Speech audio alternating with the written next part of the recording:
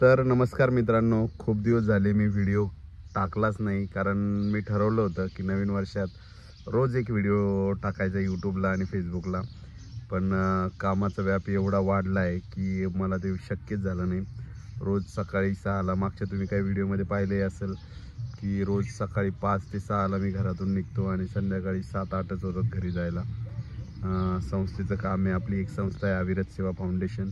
ती एका मोठ्या संस्थेसोबत काम करते आणि आम्ही वेगवेगळ्या शाळांमध्ये सेशन घेतो लहान मुलांचे, म्हणजे 6वी ते 10वीच्या मुलांचे जे स्किल त्यांना जीवनात आवश्यक असतात ते स्किल आम्ही शिकवतो. आणि हे काम बऱ्याच दिवसापासून सुरू आहे. मी त्याच कामात व्यस्त होतो.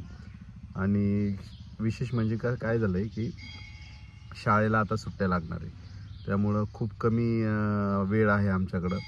त्यामुळं सतत एक संपला की एक संपला की एक वर्ग सुरू आहे सेशनसाठी. तर त्यामुळं वेळच मिळाला नाही व्हिडिओ बनवायला, खरं सांगायचं तर. आणि त्यामुळंच महत्त्वाची गोष्ट म्हणजे आत्ता रामाच्या म्हणजे रोहिणीची डिलिव्हरी झाली आणि त्याविषयी पण काय व्हिडिओ टाकणं नाही झाला. कारण मी रोज संपर्कात होतो. मी जरी पुण्याला असलो तरी रोज ओम असेल, रामा असेल किंवा सुदर्शन असेल, सगळे संपर्कातच असतात. तर मी बघतोय या 2-3 म्हणजे 3-4 दिवसापासून की रोहिणीची डिलिव्हरी झाली, पण मुलगा झाला की मुलगी झाली हे कुणालाच माहीत नाही आहे. आणि अजून त्यांनी सांगितलंही नाही काही, म्हणजे सगळे अंदाजच लावत आहेत.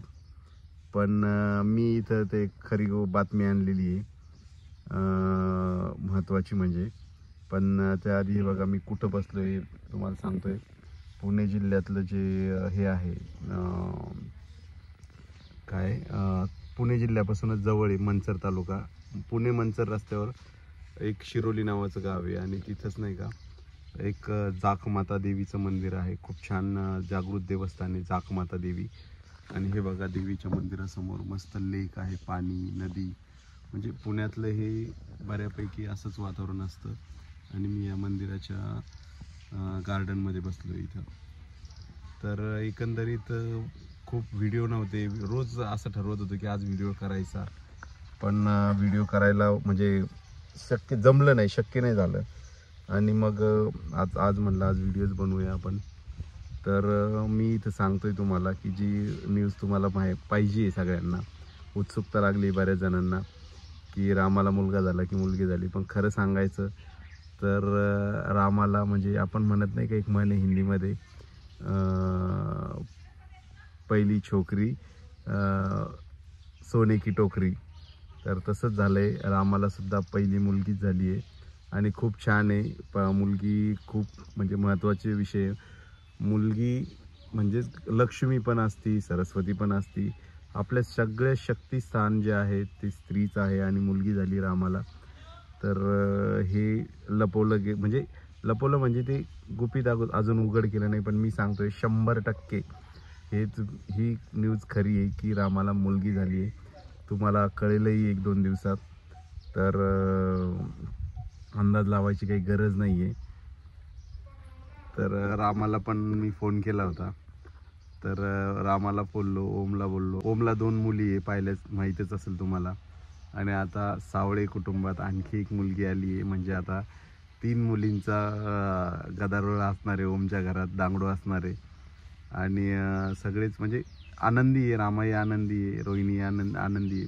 पहिलं अपत्य मुलगी असं आहे ते खूप छान झालं आहे. असं काही नाही मुलगा मुलगी आता खूप कमी झालं आहे. कारण पूर्वी कसं होतं की खूप हुंडा द्यावा लागायचा, त्यामुळं मुली नको असायच्या पूर्वीच्या लोकांना.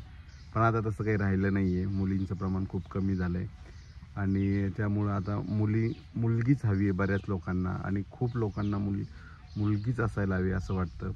कारण मुलीला माया असती, बऱ्याच गोष्टी असतात आणि वंशाचा दिवा आता हे पूर्वीसारख्या परंपरा राहिल्या नाही. त्यामुळं रामा आणि रोहिणीचं मी अभिनंदन करतो या व्हिडिओतून. आणि तुम्ही बघा माझी न्यूज मी सांगितलेलं खरं ठरतं की नाही. खोटं ठरलं तर मला कमेंट करून सांगा आणि खरंही ठरलं तरी कमेंट करून सांगा.